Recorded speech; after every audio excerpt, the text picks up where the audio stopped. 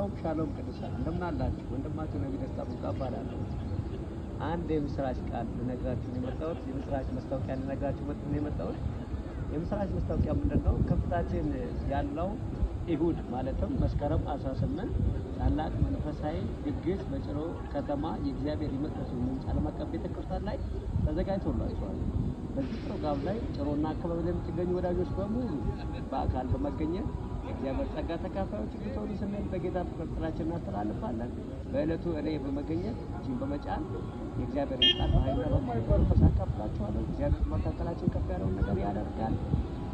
መቅረት አይቻልም። እሁድ ከማለዳ 3 ሰዓት ጀምሮ እስከ 7 ሰዓት የሚቆይ ፕሮግራም ላይ እንዲሁም ከሰዓት ከ10 ሰዓት ተኩል እስከ ምሽቱ 2 ሰዓት በሚቆየው ፕሮግራም ላይ ሙሉ ቀን ማለት ነው።